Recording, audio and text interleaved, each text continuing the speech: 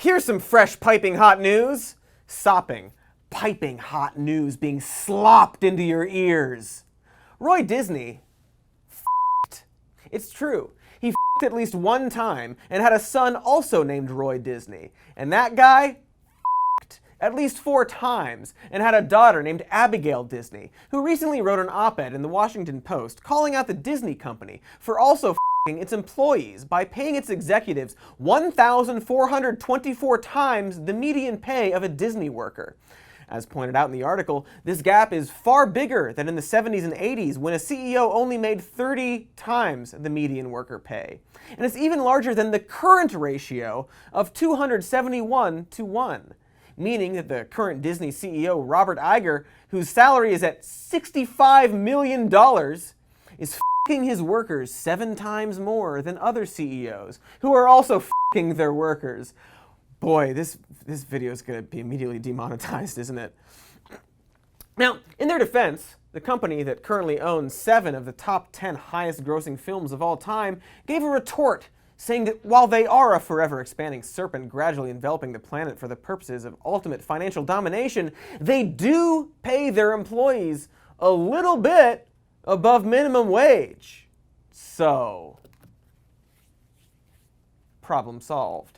I apologize for even bringing it up, honestly. Hey, I got a question. Why aren't we more worried about Disney right now?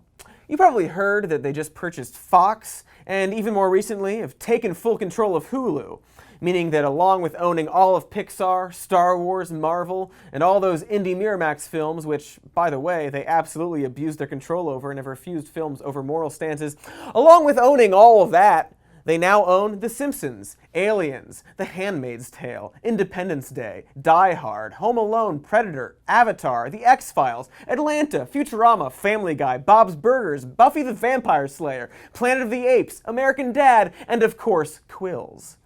Also, like hundreds of more shows and movies you probably love, they own all of that.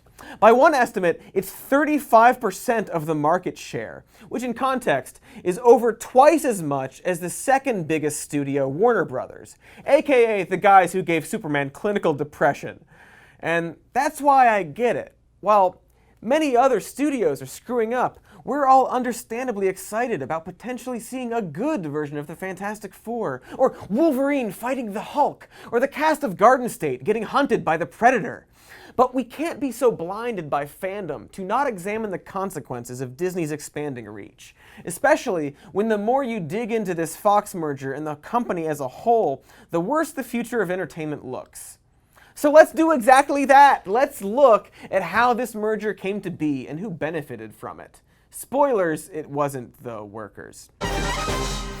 Instead, it was this guy, Rupert Murdoch, seen here with America's most racist hat salesman, who made $8.7 billion off of the Fox sale to Disney. If you're not aware, old Rupe is best known for having a direct line to the POTUS, often working Fox News in tandem with his policies. When the sale was announced, our totally for the people president publicly praised the merger, saying it would be a great thing for jobs. Great, of course, being an adjective he ironically uses to mean terrible and opposite of good, as evidenced by all the Disney merger layoffs, and also every time he's ever used the word great. Oh, and along with being very wrong about the prospects of the merger, the president also called Murdoch to get his assurance that he wasn't selling Fox News, which is, it's a weird thing for a president to be interested in.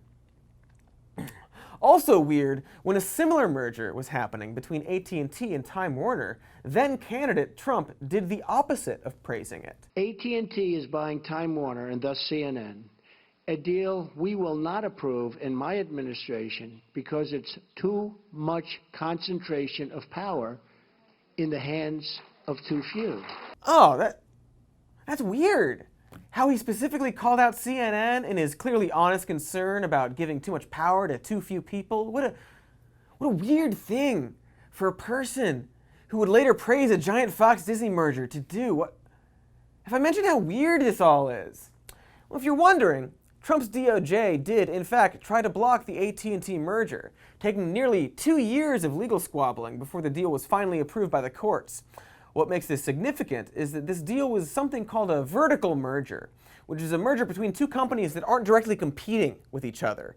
This kind of merger hasn't been contended by the DOJ since the Carter administration. Meanwhile, the Disney-Fox merger is a horizontal merger because it's two companies making the exact same product. This is something the FTC has identified as the greatest antitrust concern when dealing with these cases. There's that word great again. And yet, despite the Disney-Fox merger technically being a way bigger deal, it only took 6 months for the DOJ to approve. So putting aside whether or not you think these giant mergers are even good in the first place, it's pretty weird that the DOJ was so inconsistent when it came to these two cases. In fact, it's baffled many people smarter than me who have pointed out that the DOJ's had concerns over AT&T and Time Warner that should have applied to the Disney-Fox merger, but for some reason didn't. But hey, maybe it was one of them magic Disney miracles oriented toward heartless business decisions, like how all those mice turned into horses for cheap carriage labor. At this point, you might be thinking, well, hey, this is all the Department of Justice and not Trump. I'm sure they have their own complicated legal reasons, you beautiful swole-dicked news dude. Well, first of all, thanks for that. I really needed a boost today. But also, let me introduce you to Megan Delrahim, the Assistant Attorney General for the Antitrust Division of the Department of Justice. After the New York Times called out the DOJ for making a seemingly politically driven decision, Delrahim wrote a rebuttal in the Washington Times, a news organization known for its well-researched, nonpartisan integrity. It's an interesting counterpoint in that it doesn't explain in any detail why the two mergers were treated differently, instead saying broadly that no two mergers are the same and that Disney was apparently more cooperative. That's as far as the explanation goes. But don't worry, because this isn't the only op-ed written by Megan Delrahim that explains this merger. There's also this one written by him in 2016 calling for America to vote for Donald Trump over Hillary Clinton. So yeah, totally not political, says the man who received a Make Antitrust Great Again hat when first arriving at the DOJ. America is doing just fine, you guys. But let's say, for fun, that you don't care about who is making what, as long as these mergers are creating jobs and or making more content available for us, the consumer. Well, that wasn't the case with AT&T Time Warner, which not only created massive layoffs, but actually raised its subscription prices to pay for the acquisition. The same thing has happened over at Disney, who both fired thousands of staff and cut Fox's film slate in half. So if you actually like capitalism and wanted to create jobs, it sure would be weird to support a change that results in fewer jobs and fewer products. Also, and this is pretty obvious, but giving all this power to one company is a bad thing to do, especially when it's Disney, a corporation that has famously abused its power in the past. When the LA Times wrote a piece criticizing their business operations in California, Disney banned them from early screenings of their films. They've habitually shut out small theater chains due to their extreme demands for playing their films, often asking for a much larger portion of ticket sales and guaranteed 4 weeks of screen time in the largest auditoriums. And as they grow larger, their extortions and demands will be harder and harder to boycott. They've changed laws to keep Mickey out of public domain, and once convinced Florida to let them build a nuclear power plant. They are bullies. But it's okay, because The Simpsons made fun of how they are corporate overlords. It's fine, because we're getting a bunch of new Star Wars and Marvel films. Isn't that fantastic, you guys? Like, we all know that Disney is evil, but we just kind of joke about it and move on. We all go see the movies because how can we not? And they know this, and don't even need to think about how well a franchise is doing, opting to just flat out tell us that they're shoving out an endless parade of Avatar and Star Wars films until the sun explodes. Films that, even as I say this, I will probably go see, because life is crushing without occasionally watching a make-believe story projected in a big fancy room. Like, holy crap, they are remaking The Lion King shot for shot not paying the original writers, and will probably make $1 billion doing it. And this is just one aspect of this company. There's so much more to talk about the moment we factor in streaming and the internet. Specifically, what's going to happen once Disney rolls out Disney Plus and begins pulling their content from other services, and what other companies will have to do to compete with their giant library of films and TV shows. Companies that, unlike Disney, own internet service providers, the things that were just given way more power via the repeal of net neutrality. This could gradually create a cluster where certain companies are given better access than others, and the entertainment we love will just continue to splinter off into smaller services. NBC, for example, is starting its own streaming service, giving them little reason to keep their shows on the now Disney-owned Hulu. And since NBC is merged with Comcast, they could give that new service a preferential treatment, bundling it with cable subscriptions. There's nothing stopping AT&T Time Warner from doing the same for HBO. Meanwhile, Netflix is looking into buying theaters for some f***ing reason I just don't have the energy to get into. It's a sloppy mess. But just to be clear, streaming is absolutely the future of entertainment and is objectively a great thing. The real meaning of the word great, there's no denying that. Being able to watch theatrical style content while not wearing pants is a wonderful thing we no longer have to be arrested for doing. But we're at a point where the government hasn't really done anything to regulate the transition, and these giant companies are largely left to do whatever they want. And what makes it especially scary is that the huge companies creating the content are the same ones in charge of our access to the content. It's a system where essentially the movie theater is also creating the entertainment and is going to shut out more unique and independent films and limit access for consumers. The reason I know this is because it was absolutely what happened back when film studios were allowed to own their own cinemas. This was changed back in the 40s when the Supreme Court forced major movie companies to divest themselves of their theater chains. Before that point, the studios either owned large chains or strong-armed indie theaters into contracts requiring them to show a given number of films. This created a system where only 7 studios were able to successfully make films while smaller companies constantly struggled to compete. And so indie studios formed the Society of Independent Motion Picture Producers and helped push the government to pursue it as an antitrust case. Ironically, one of the founders of the group was Walt Disney himself, a man who, as you might remember, had a brother who f***ed at least one time. Now, 70 years later, and already there are several smaller streaming companies that have been forced to shut down because they can't compete with Netflix and Amazon. And while those sites, and streaming in general, used to be great for indie filmmakers, the shift to original content has made these companies disinterested in simply acting as distribution. Netflix and Amazon, for example, have stopped licensing indie movies and are now either making their own films or trying to buy the rights to a select few. What should be great for the indie market has been ruined because no one wants to simply host other people's films anymore.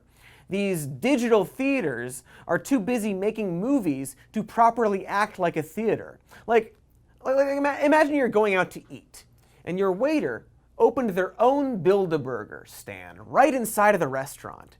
And then all the other waiters decided to open their own competing stands. And then there was this one big rat-looking waiter who had hamburgers so delicious that everyone had to copy the exact recipe. Meanwhile, all you wanted was a grilled cheese. It's kind of like that, except there are no other restaurants to choose from, and in this universe, eating food is constantly joked as being a ruse to bone. It's actually the subject of a dystopian erotic culinary show that I'm currently shopping around. Give me a call. My number is not in the description. I will not give you my phone number. But anyway, along with screwing indie filmmakers, this new system has completely screwed over industry workers who aren't famous or already rich.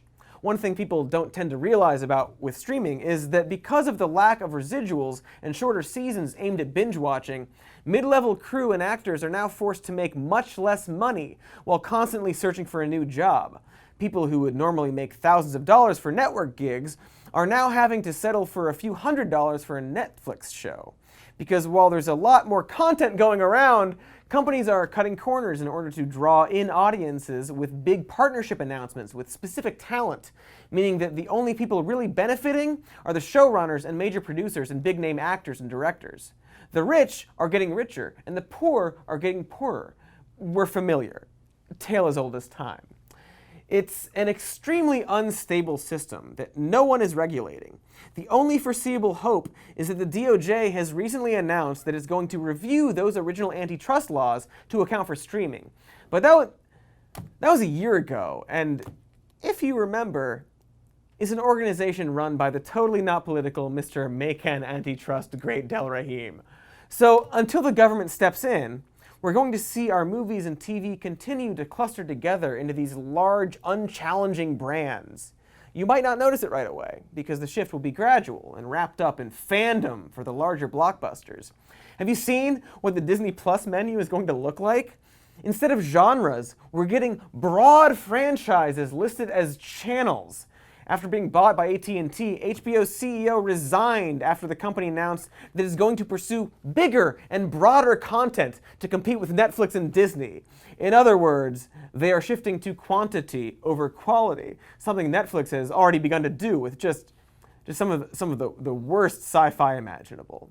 You like more niche and character-driven shows like Deadwood and True Detective? Well, get ready to watch that stuff slowly fade away as HBO tries to hook a larger audience. Meanwhile, Apple is also starting a streaming service, but is limiting their content to very specific family-friendly shows and films in order to cast a wide net. And that's why we should really be more concerned about Disney and the fact that they are growing disturbingly large, while everyone just excitedly lets it happen. Because eventually, we might want to watch stuff that isn't giant event movies and super hyped TV shows, but if we aren't careful, could find ourselves living in a world where story diversity is no longer commercially available. Disney is soon going to take over streaming like it's taking over everything, and all of these services will be marching to the beat of their drum. Except for YouTube, which is scaling back its original content so as to not compete with Netflix and Amazon because they are cowards! Or because they have a clear vision of what they do, which is to, like, give Nazis a platform? Honest, good-intentioned Nazis. Please don't demonetize this.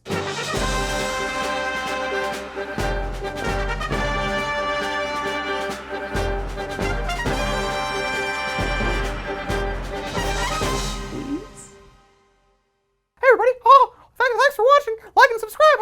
I'm going to drop that. Make sure to leave a comment and check out our podcast, Even More News, and our patreon.com/somemore news to show that support. And, I don't know.